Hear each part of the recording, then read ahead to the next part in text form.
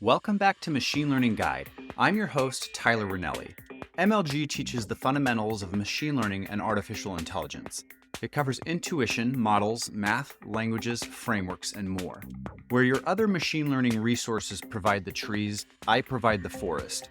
Visual is the best primary learning modality, but audio is a great supplement during exercise, commute, and chores. Consider MLG your syllabus with highly curated resources for each episode's details at ocdevel.com/MLG. I'm also starting a new podcast which could use your support. It's called Lefner's Life Hacks and teaches productivity-focused tips and tricks, some which could prove beneficial in your machine learning education journey. Find that at ocdevel.com/LLH. Today we're going to be talking about Cartesian similarity metrics or Cartesian distance metrics. The key words here you might have heard in working with machine learning are things like Euclidean distance, Manhattan distance, L1 and L2 norms, cosine distance, and things like this. So we'll break these all down in this episode. But before we get into the details, I want to break down two words here. One word being Cartesian, and the other being the distinction between similarity and distance. So when I say Cartesian, I'm talking about the Cartesian coordinate system. René Descartes' Cartesian, the invention of points in space and how they relate to each other. So the Cartesian coordinate system is exactly what you'd expect. It's an XY axis plane, or it's an XYZ in 3 dimensions, and so on into infinity dimensions. It's space, where vectors represent points in space, like stars in a galaxy, and then you can compare vectors to each other based on their distance. So the sun is such and such distance to the Earth, and the moon is such and such distance to the Earth, and the moon is such and such distance to the sun. Similarly, in vector space, you can compare the distance from one vector to another, and that's what we're going to be talking about in this episode. And the reason I'm making this distinction, the reason I'm saying Cartesian, is because it isn't always the case that the vectors we are working with in machine learning represent points in space. We are almost always going to be working with vectors in machine learning. Vectors are everywhere. Vectors are tensors. Vectors are everywhere in machine learning. The question is, what do they represent? Are they dots in space, or do they represent something a little bit more complex? So, for example, a vector may represent a probability distribution, where each point in the vector is the distribution of some variable. That does not map to a point in space, a star in the sky, that could be compared to another star in the sky in terms of light years or miles. So if you have vectors that represent probability distributions, which is very common in machine learning, you'll have a lot of scenarios where you're dealing with those types of vectors. You won't be comparing them in a distance metric in the Cartesian manner that we're going to be discussing in this episode. And so I'll talk about these other types of distance and similarity metrics in another episode. Incidentally, in this particular case of vectors representing probability distributions, you might use the KL divergence metric or the Jensen-Shannon metric to find the difference between probability distributions. KL divergence or Jensen-Shannon. Another type of vector you might have that can't really be compared using distance metrics in the Cartesian coordinate system would be like a binary vector, a one-hot encoded vector, for example. So if I had a document A and a document B, and I wanted to know which words were present in both documents, I could represent all the possible words as a vector, and for each word that is present in one document, it would be a 1, and if that word is not present in the document, it would be a 0. So this is a binary vector, and it doesn't really represent coordinates in space. It's not Cartesian.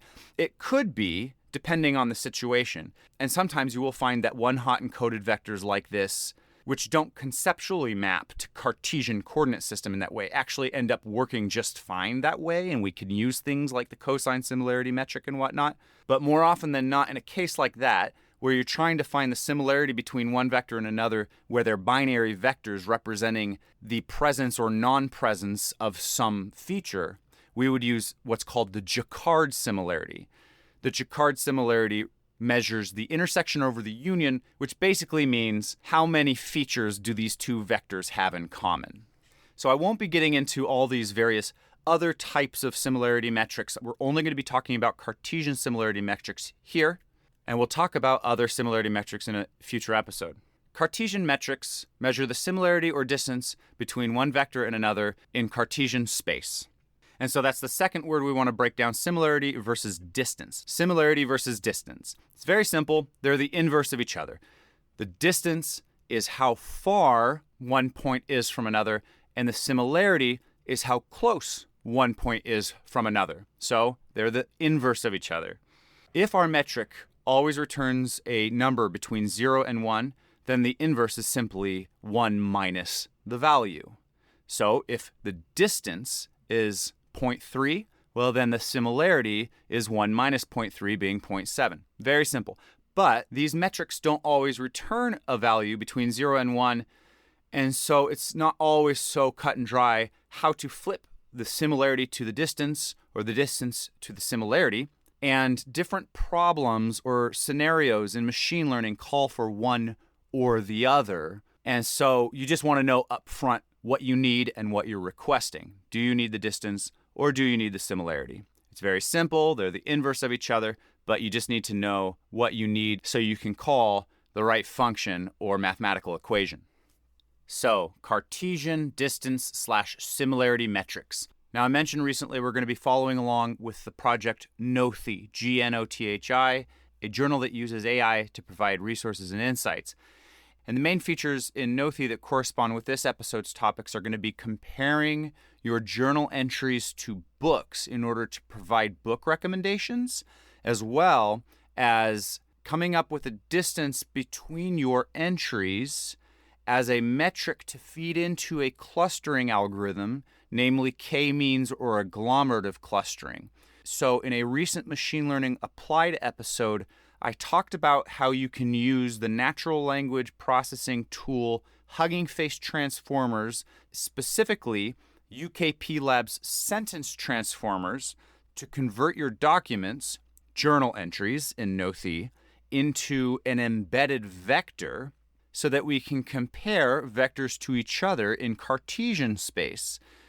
And we would make those comparisons using metrics discussed in this episode. Specifically, we use cosine similarity, and we will talk about that in a bit. But another option one might consider is to use Euclidean similarity, and that might play in either in comparing document to document or in clustering documents using the k-means clustering algorithm. So let's get started. Norms. Normed distances, N-O-R-M. A norm, or a normed distance, is nothing more than a has to be positive value. Specifically in this case, we talk about L1 norm and L2 norm. It is the has to be positive distance between 2 points in Cartesian space. Now, the reason for that is very obvious. If one point is bottom left and another point is top right and you want the distance between them, well, you don't want the one you choose to subtract from the other. The ordering there shouldn't matter. X minus y should not give you a negative value, where y minus x gives you a positive value. So a normed distance between these two vectors is just, we'll say, the absolute value of that. But as you'll see in a bit, the way we obtain a strictly positive value isn't always just the absolute value function. So a normed distance is just the distance between two vectors, and it has to be positive. So you'll see these words, L1 norm, L2 norm, and so on. Normed distances. And the main normed distance function is called Minkowski. Minkowski. M-I-N-K-O-W-S-K-I. You'll say, wait, what about Euclidean? What about cosine? I've never heard of Minkowski. You'll see in a bit. Hold tight. Minkowski is the distance between one point to another in Cartesian space, and it is the blank root of the sum of one point minus the other to the blank, okay? And that blank we call p. So it's the p root of the sum of all the points minus the other points to the p. Now, don't worry about the formula. I just thought I'd drop it in there because I kind of have to. But that p is the number in the norm when we say L1 norm, L2 norm, and so on. So when we use the number 1, it is the 1 root, which is nothing, of the sum of xi minus yi to the 1, which is nothing. And so it's literally just xi minus yi absolute value. And what do we call this? This is the L1 norm. We call this the Manhattan distance. The Manhattan distance. The Manhattan distance formula is the absolute value of xi minus yi. Very simple formula, absolute value xi minus yi. And we call this Manhattan distance the L1 norm, which is also the same thing as the Minkowski distance where p equals 1. And then the L2 norm is the Euclidean distance. So we'll get to that in a bit, but I want to pause here and I want to point out something that really tripped me up in my early machine learning career, because when I first got started, I thought we had 5 separate things. I thought we had the L1 norm, the L2 norm, the Minkowski distance, the Manhattan distance, and the Euclidean distance. I thought, oh my gosh, there's so many distance metrics out there. How do you know what to use when? And I'll talk about what to use when. But really, as you'll see in a bit here, in this section that we're discussing, there's only 2 distances that you care about. The L1 norm and the L2 norm. The Manhattan distance and the Euclidean distance. Both of them are sort of implementations of the Minkowski distance. In other words, the Minkowski distance is the generalization of these 2 distances. The Minkowski distance is the concept. It's the formula where there's a variable p. That p is the number you plug into the L blank, L1, L2, and then you have your specific distance function, okay? So it's actually quite simple. There's not as many distance functions out there in Cartesian space as you may have thought there were. There's the Minkowski distance, hard stop. That's all there is really. And you plug in a value for p, and we call that some norm, an L1 norm or an L2 norm. The L1 norm we call the Manhattan distance, and the L2 norm we call the Euclidean distance. Okay, L1 norm, Manhattan distance. Another word for this is called city block or taxicab distance. Like I said, it's simply the absolute value of one point minus another point. And what that looks like, if you were to visualize it, is you go right and then you go up. That's your distance, is right plus up. It's visualized on a grid system, and the distance is one leg of a triangle plus the other leg of a triangle. We're talking about 2D space here, of course. 3D, it's different, 4D, and so on. The distance is visualized on a grid system where you add up the distances of each feature minus the other feature, and it looks like you're making these turns in a city. That's why it's called city block or Manhattan, Manhattan, the city. You're going north on this street, then you go east on this street, add those distances up, and that's the Manhattan distance. So that's the L1 norm / Manhattan distance. They are synonyms for each other. The L2 norm / Euclidean distance, it starts off looking the same way, where you go right and then you go up. But the actual distance is what we call the shortest distance between the 2 points or vectors. It's you were to connect the dots. You went right and then you went up. Now you draw a line sort of connecting that triangle, finishing the triangle. It's the hypotenuse of the Pythagorean theorem. And it's just the shortest distance between 2 points. And if you remember the Pythagorean theorem, it's a squared plus b squared equals c squared. So what we're dealing with here in 2 dimensions is x2 minus x1 squared plus y2 minus y1 squared, and then the square root of all of that. Now remember the Minkowski distance. The generalization is the p root of the sum of xi minus yi to the p. Well, p here is 2. That's why it's called the L2 norm. So it's the 2 root, the square root, of xi minus yi to the 2 squared, and that is the Euclidean distance. It is the shortest path from one dot to the other, a direct route. You don't have to walk down city blocks as you do in the Manhattan distance / L1 norm. You don't go right and then up. You go directly from point A to point B as the eagle flies. It's a straight line from point 1 to point 2. Now, why do we care? Why don't we just use one always and not the other? It's a little bit complicated, and I won't get into it too much here. As far as I understand, just the simplest statement I can make due to my limited understanding of the difference between the two distances is that the Euclidean distance is generally preferred. I mean, it kind of makes sense conceptually. You should always try to compare 2 points as the eagle flies if you're trying to find how far apart they are in space. Generally preferred if you're comparing 2 points in space, but in high dimensional space, large vectors, high dimension vectors, the Manhattan distance is preferred. If you are working with some machine learning algorithm where you want to know the distance between 2 points and you're working with high dimensional space, then you might consider, instead of using the L2 norm / Euclidean distance, using the L1 norm / Manhattan distance. It's computationally better because evidently the absolute value of 2 points minus each other is simpler to compute than the square root of those things squared. And that's very obvious. But what wasn't obvious to me is that there are also accuracy performance gains in high dimensions under certain algorithmic circumstances when using the Manhattan distance over the Euclidean distance. So use the Euclidean distance generally when comparing 2 points. Works out better most of the time.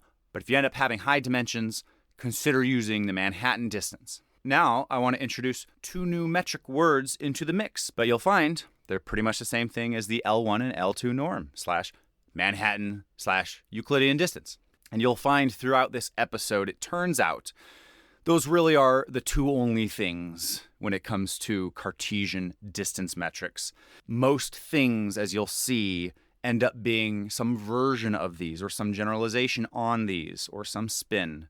So the 2 new words I want to introduce, which I'm sure you've seen before, mean squared error and mean absolute error.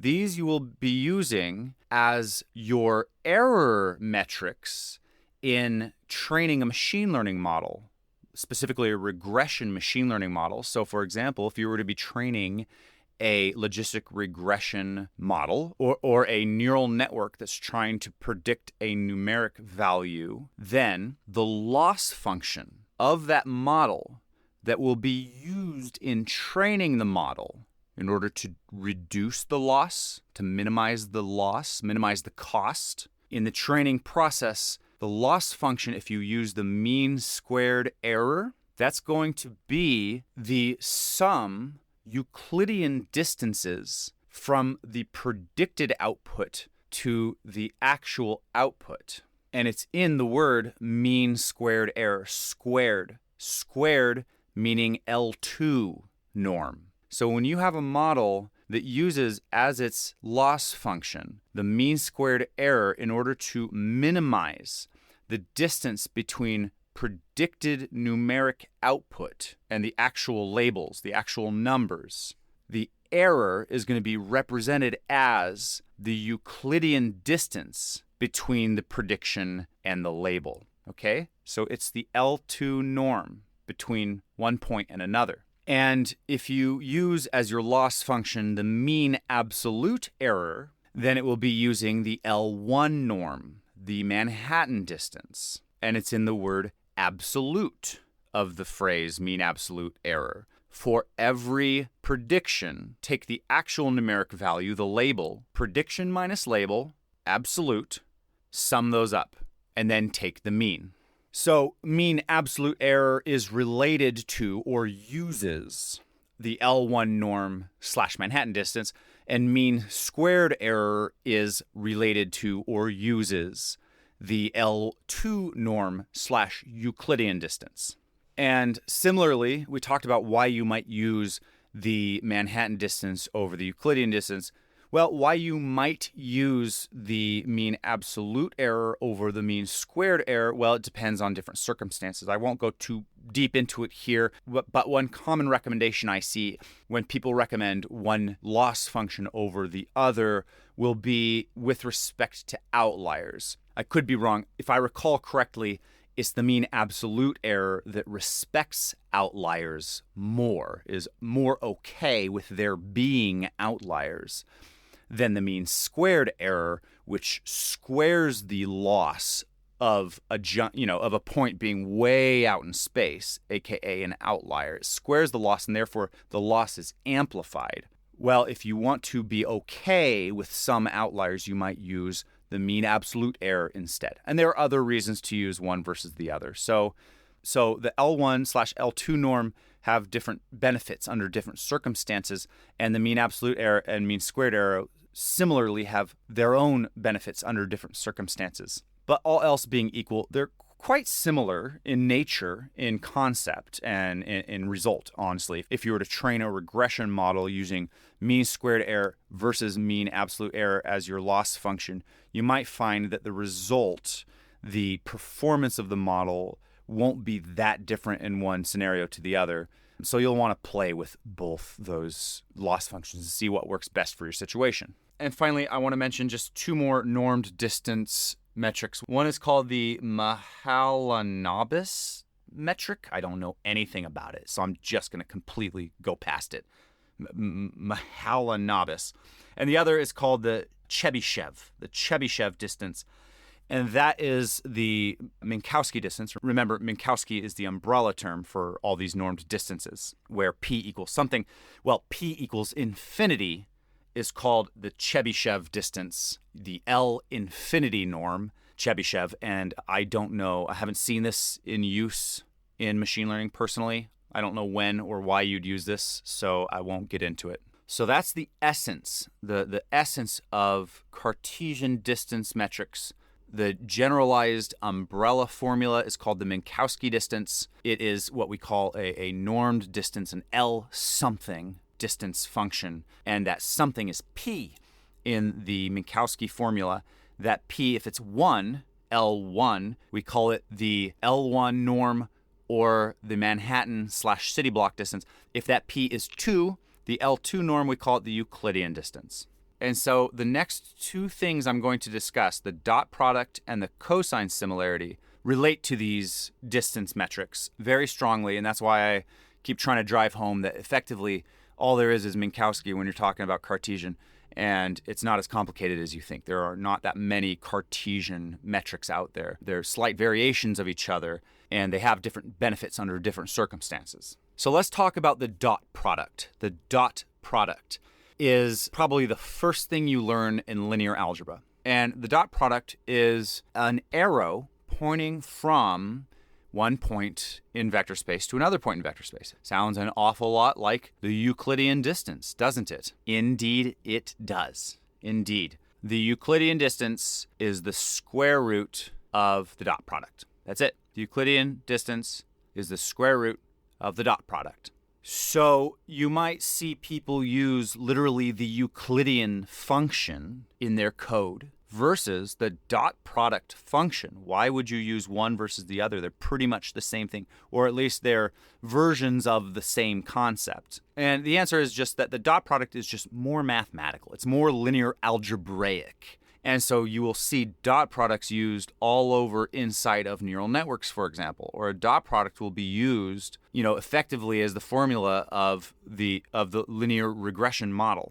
So each neuron in a neural network will be, or at least contain, a dot product. And so a dot product lends itself better to computation when you're running your math on a GPU. And it also lends itself better sort of under certain theoretical circumstances. So let's just put it this way. If your purpose is to compare the distance between 2 points, if your goal in your code and your application is specifically to compare the distance between 2 points, then you would use a distance function, namely the Euclidean distance function, as you will find in the loss function that is the mean squared error. The purpose of that function is to compare the distance of the predictions to the actual values. But if your purpose isn't specifically in comparing distances between vectors, instead you're just working with vectors mathematically, then you're more likely to be using the dot product. But effectively, they're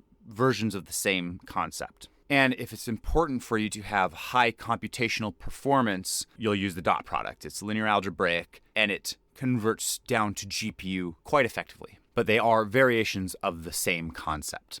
Euclidean distance L2 norm and the dot product.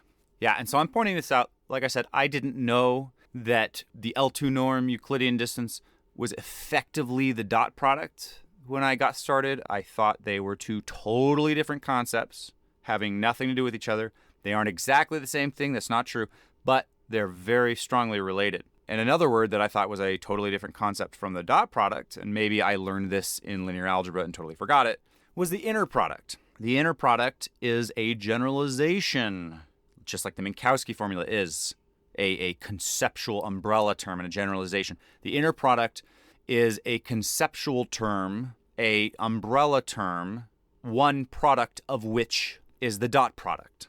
The quote I found online is that outer products lie outside of the involved planes in the Cartesian coordinate system we're discussing, and inner products result in values that lie inside the planes, inside the axes. And that the dot product specifically, now inside the concept called inner product, the umbrella term of inner product, inside that we have the dot product.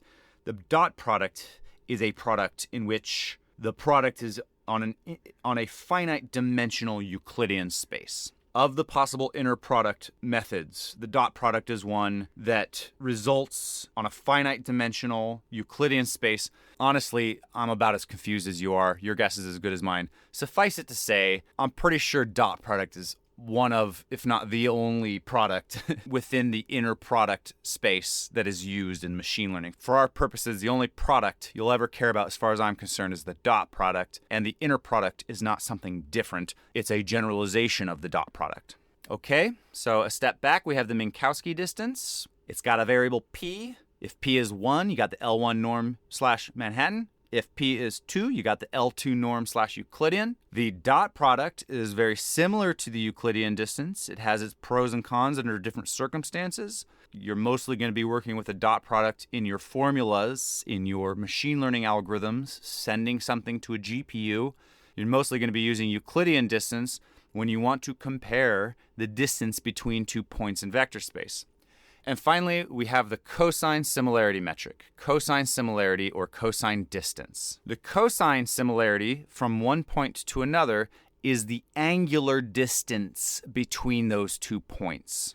And that's totally different than any of the others we've discussed so far. The L1 norm, Manhattan distance, is go right, go up, and you're effectively forming a triangle. The distance is the length of those triangle legs. The L2 norm is the hypotenuse of that triangle, as the eagle flies distance from point A to point B. And so in both of those cases, we're sort of working with a triangle here. Well, the cosine distance is if you look at point A and you project a line and then you shift that line clockwise until it reaches point B. So it's like a clock, a hand on a clock. The angular distance is sort of the circular distance between those 2 points, and that is called the cosine distance. And the cosine distance turns out to be one of the most important distances in Cartesian space, and indeed, it's pretty much the only distance metric that I'm using in Nothi.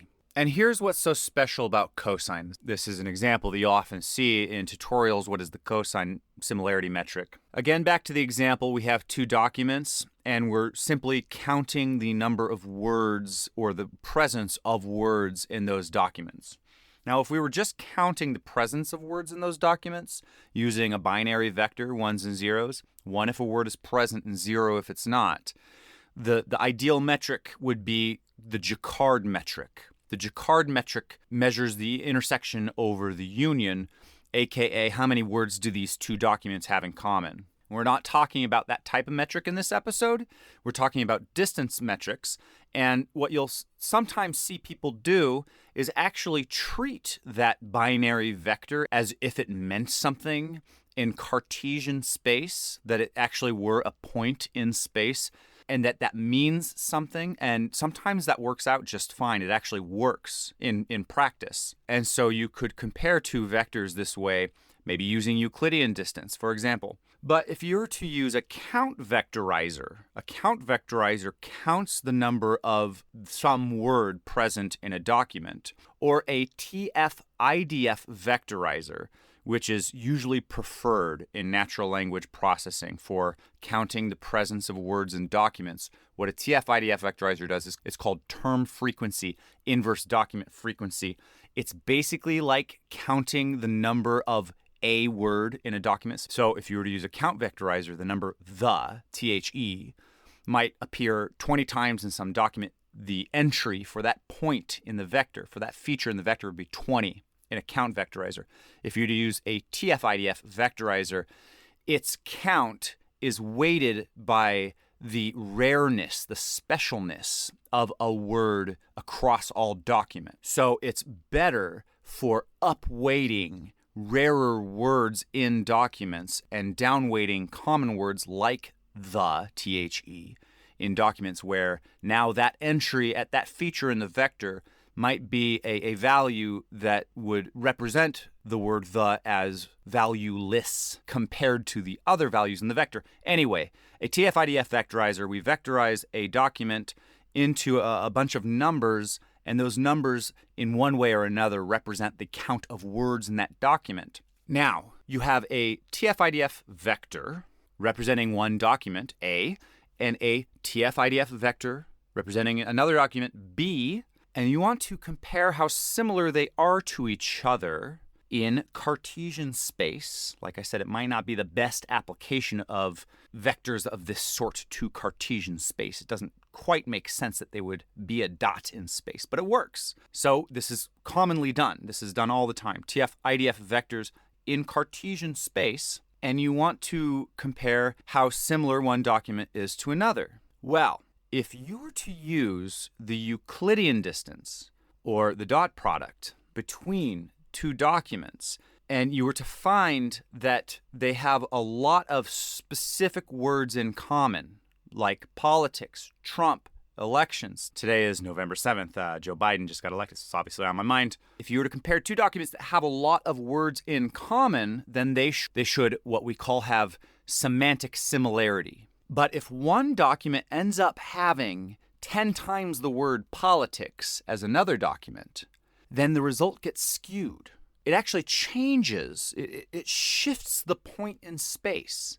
Even though the words, the overlap of words, is the same, even though these two documents are still talking about the same things, they still have a lot of words in common, the amount of any one word or another will actually move the document around in space. If we increase the number of the word politics, we go this way. And if we decrease the number of the word elections, we go that way. And so it turns out for this type of application, and generally across the board in natural language processing, we find that it is generally the case in comparing documents to documents, words to words. In NLP, it is generally the case, I have found, that Euclidean distance is not quite as effective as cosine distance. And so what cosine distance does is it doesn't consider the magnitude of specific features in the distance between two documents or two points in space. So the magnitude is the length of the vector pointing from one point to another. When we have the dot product, a dot product is a combination of its direction and its magnitude. So its direction is where are we pointing in vector space. If we have a telescope and we're pointing the telescope into the night sky, we're looking for a star, the direction or angle that that telescope is pointed is going to be the direction component of the dot product. And then how far into space is that star? How many light years or miles? That will be the magnitude. Well, when we increase or decrease the amount of certain words in documents, it turns out the magnitude is what changes, not the direction, not the angle of the telescope. And so what the cosine similarity does is it is the dot product minus the magnitude. It's the dot product without the magnitude. That's what the cosine similarity is. It's the angular distance between two vectors, and it is very often the case, especially in natural language processing, that we do not care about the magnitude of the distance between two points. We only care about the angle. And I like to think of this as the vibe. I often see cosine distances used in and out of natural language processing, and my impression is I like to use the word vibe, that the cosine distance is that they're similar in essence, that they're similar in vibe. And that the Euclidean distance is that they are literally similar, that they're actually similar. So are 2 points in space literally similar? Then we will use the Euclidean distance. And are 2 points in space vibing together? Then we will use the cosine distance. So the cosine distance does away with magnitude. It does away with the amount of any one feature in your vector. And as with everything in this episode, it all really just boils down to, the L1 norm Manhattan or the L2 norm Euclidean. We can get the cosine distance from the dot product, which is related to the Euclidean distance, by normalizing your vectors before applying the dot product. So the cosine between two vectors, it's actually a mathematical function. It's the cosine function of two vectors. But you can approximate using the cosine function by first normalizing vector A and vector B, and then applying the dot product. And as we said with the dot product is used everywhere in machine learning, and it's linear algebraic, and its implementation of vectorized computation and parallelization on CPU and GPU is first class. And so very often what you'll actually see, instead of literally the cosine function or metric being used to compare 2 points, it's often the case that you won't see math.cosine in Python. You'll end up seeing the code author instead normalizing their points in advance and then applying the dot product. And that is an approximation of the cosine distance. Very good. So we covered a lot and we ended on dot products and cosine distances. So now the two metrics I end up seeing the most personally are the Euclidean distance and the cosine distance. Those are just everywhere, Euclidean and cosine. So those are the two I recommend you become most acquainted with. And especially in NLP, cosine dominates, in my experience. Cosine's all over the place. We don't care about the magnitude as much. In the case of comparing word vectors or document vectors, we care more about their angular distance to each other. And so what I am doing in Nothi is you have your journal entries, they get embedded to vectors using UKPlab sentence transformers. Go see the Machine Learning Applied episode on natural language processing tools if you want to know more about that. And then I do the same for books from a book database based on their descriptions, their blurbs. And then now we have two vectors, A and B. I use the cosine similarity between your entry and a book. And then I find the most similar books to your entries. And I take the top 30, and those will be your book recommendations in Nothi. Additionally, there's a step in between. If you have 100 entries, 200 entries, well, I'm trying to find the most similar book to every single entry. That ends up creating a lot of noise. Let's say you end up journaling mostly on a day-to-day basis about family life and relationship stuff and emotions. But it just so happens to be November 7th, so today you journal politics. Now, if that entry matches more closely a handful of books on politics than any one of your other entries match their own books, then that one politics book will come through stronger than the others. So what do I do first? First, I cluster your entries. I cluster your entries first. If you have 100 entries, if you have 200 entries, let's turn this into four cluster centroids. I'm going to talk about in the next Machine Learning Applied practical clustering tools, namely k-means, agglomerative clustering, HDB scan, and all these things. 4 cluster centroids now represent sort of the essence of what you talk about mostly. How do I come up with these cluster centroids? Well, one thing I could do is use k-means. K-means to cluster all your entries together. It turns out k-means is not a great clustering tool for document embeddings, specifically using the sentence transformers package. Your document embeddings are 768 dimension vectors. And as I mentioned about L2 norm / Euclidean distance, high dimensions perform poorly when we're using Euclidean distances between 2 points. And k-means is very strongly related to the Euclidean distance of points. In essence, it uses Euclidean distance as part of its algorithm. So that L2 norm doesn't fly very well in clustering your documents. So what could we do? Well, we could find some algorithm that maybe is or isn't k-means that supports the Manhattan distance. As we said, L1 / Manhattan distance function performs better in high-dimensional space. But we also mentioned that it turns out that most NLP applications work best with cosine similarity rather than the L1 or L2 norm. Reason being, the magnitude of any one feature tends to be less important than the angular distance between 2 points in space. So what can we do to cluster a user's journal entries that uses the cosine similarity function?